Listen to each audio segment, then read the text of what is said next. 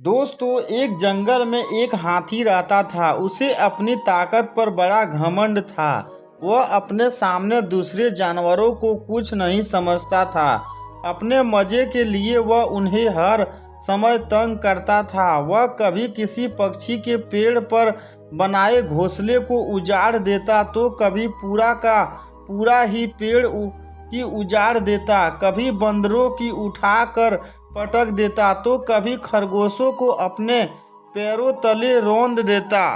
सभी जानवर उससे परेशान थे, लेकिन उसकी ताकत के सामने कुछ कर नहीं पाते थे। एक दिन हाथी नदी के पानी पीकर लौट रहा था। वह नदी किनारे एक पेड़ के नीचे चींटियों का बिल था। आसपास ही चींटियां अपने काम पर जुटी हुई थी।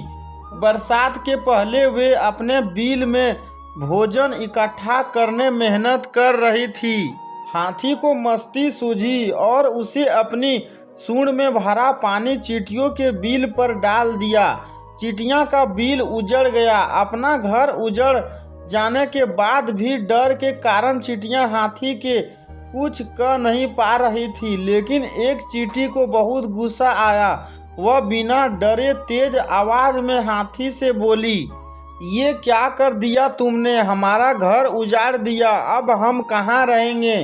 चींटी की बात सुन हाथी बोला, चुप कर चींटी, नहीं तो अभी तुझे अपने पैरों के नीचे दबाकर कुचल दूंगा। तुम्हें इस तरह दूसरों को तंग नहीं करना चाहिए। तब तुम्हें कोई तंग करेगा जब तुम्हें समझ आएगा। चींटी ने फिर से बिना डरे कहा, कौन मुझे तंग करेगा?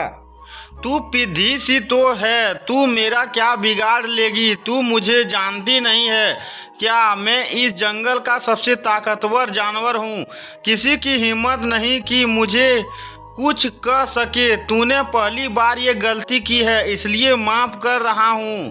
आइंदा ध्यान रखना, नहीं तो मारी जाएगी। हाथी धमकाते हुए बोला। चींटी उस समय तो चुप हो गई, लेकिन मन ही मन सोचने लगी कि इस घमंडी हाथी को सबक सिखाना जरूरी है, वरना ये सबको क्यों ही तंग करता रहेगा। ये मौका उसे उसी दिन शाम को मिल गया। उसने देखा एक पेड़ के नीचे हाथी बड़े आराम से सो रहा है। चींटी उसकी सूंड में घुस गई और काटने लगी। आराम से सो रहे हाथी की दर्द से चटपटा उठा। उसकी नींद खुल गई। छटपटाते हुए अपनी सूंड इधर उधर हिलाने लगा। यह देख चींटी की जोर से उसे काटने लगी। हाथी से दर्द सहा नहीं जा रहा था। वह जोर जोर से रोने लगा और मदद की पुकार लगाने लगा, लेकिन उसकी मदद को कौन आता? उसने तो जंगल में सबको परेशान कर रखा था। चींटी उसे काटती रही और वह दर्द से चीखता रहा। अंत में निढाल होकर वह जमीन पर गिर पड़ा और रो रो कर कहने लगा, क्यों मुझे परेशान कर रहे हो? मैंने तुम्हारा क्या बिगाड़ा है? यह सुनना था कि चींटी बोली, मैं वही चींटी हूँ जिसका और जिसके साथियों का घर तुमने उजाड़ दिया था।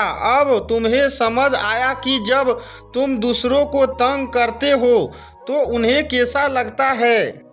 मुझे सबक मिल गया है। मैं तुमसे माफ़ी मांगता हूँ और वचन देता हूँ कि फिर कभी किसी को तंग नहीं करूँगा। सबसे मिलजुल कर प्रेम से रहूँगा। कृपया कर मुझे काटना बंद करो और मेरी सूंड से बाहर आ जाओ। हाथी रोते हुए बोला। चींटी को हाथी पर दया आ गई। उसे लगा कि अब हाथी का घमंड भी टूट गया है और उसे एक अच्छा सबक भी मिल गया है। इसलिए मुझे माफ कर सुधारने का एक मौका देना चाहिए। चींटी हाथी की सूंड से बाहर आ गई। हाथी की जान में जान आई। उस दिन के बाद से हाथी सुधर गया। उसे जंगल के सभी जानवरों से अपने किए की माफी मांगी और वादा किया कि वह अब उन्हें कभी तंग नहीं करेगा। जानवरों से उसे माफ कर दिया और उससे दोस्ती कर ली। हाथी भी सबका दोस्त बनकर बहुत खुश हुआ। सब जंगल में मिलजुल कर रहने लगे।